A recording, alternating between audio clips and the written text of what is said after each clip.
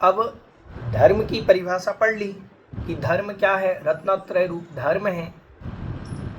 जब रत्नत्रय रूप धर्म है तो सबसे पहले आप ये बताइए महाराज कि सम्यक दर्शन क्या है।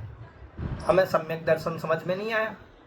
सम्यक दर्शन क्या है ये बतलाइए। तो छंद क्रमांक 4 निकालने सभी। सम्यक दर्शन का स्वरूप, सबसे पहले तो सम्यक दर्शन को समझाएंगे। ये छंद बहुत इंपॉर्टेंट है। ये सारे छंद, वैसे सभी छंद इंपॉर्टेंट है, सबको कंठस्थ करना अनिवार्य है। अगर कर ले तो बहुत अच्छा रहेगा। देखें, श्रद्धानम परमार्थाना, श्रद्धानम परमार्थाना, माप्ता माप्तागम माप्तागम, तपोभृताम तपोभृताम, माप्तागम तपोभृताम, त्रिमूढ़ा पौढ़ त्रिमूढ़ा पौढ़, मष्टांगम। थोड़ा श्लोक कठिन है, ध्यान से उच्चारण पूरा देखेंगे। त्रिमूढ़ा पौढ़ मष्टांगम, सम्यक दर्शन मस्मयम, सम्यक दर्शन मस्मयम। ठीक है, आइए पूरे छंद का उच्चारण करते हैं। श्रद्धानम परमार्थाना, माप्तागम तपोभृताम, त्रिमूढ़ा पौढ़मष्टांगम, सम्यक दर्शन मस्मयम। ठीक है, श्रद्धानम परमार्थाना, माप्तागम तपोभृताम, त्रिमूढ़ा पौढ़मष्टांगम, सम्यक दर्शन मस्मयम। ठीक है, अब देखें अर्थ। श्रद्धानम मतलब श्रद्धान करना।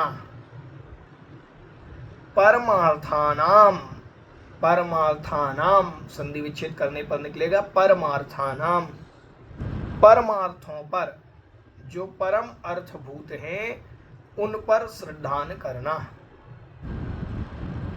परमार्थ रूप कौन है, परम अर्थ रूप कौन है? तो कहा आप तो आगम तपोभृताम, 3 शब्द निकलेंगे। आप तो मतलब भगवान, सच्चे देव। आगम मतलब आप्त के वचन, आप्त की वाणी, आप्त के द्वारा कहे गए जो वचन हैं वह आगम कहलाते हैं। तो आप्त मतलब भगवान, जिनेंद्र भगवान पर आगम, आगम मतलब जिनेंद्र भगवान के वचनों पर। और तपोभृताम, तप को भृत मतलब धारण कर लिया है जिन्होंने, जो 12 प्रकार के तपों को धारण करते हैं, ऐसे साधु मुनिराज।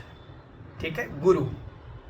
तो भगवान पर, जिनवाणी पर और गुरुओं पर, इन 3 पर जो कैसे परमार्थ भूत हैं। परमार्थ भूत मतलब वास्तविक, सच्चे, सत्यार्थ, जो सत्यार्थ स्वरूप हैं, वास्तविक हैं, ऐसे वास्तविक सच्चे अरिहंत भगवान पर, सच्ची जिनवाणी पर और सच्चे गुरु पर।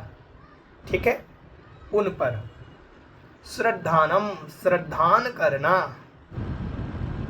अब श्रद्धान तो करना है, श्रद्धान हमारा जुड़ जाएगा, विश्वास करना है कि ये सच्चे भगवान हैं, ये सच्ची जिनवाणी माँ हैं, ये सच्चे गुरु हैं। ये श्रद्धान कैसा हो उसकी परिणति अगली लाइन में कह रहे हैं। कैसा हो हमारा वह श्रद्धान? त्रिमूढ़ अपौढ़म, क्या निकलेगा? त्रिमूढ़। त्रिमूढ़ मतलब 3 प्रकार की मूढ़ताएं, 3 प्रकार की मूढ़ताओं से अपौढ़म मतलब रहित, 3 प्रकार की मूढ़ताओं से रहित श्रद्धान हो।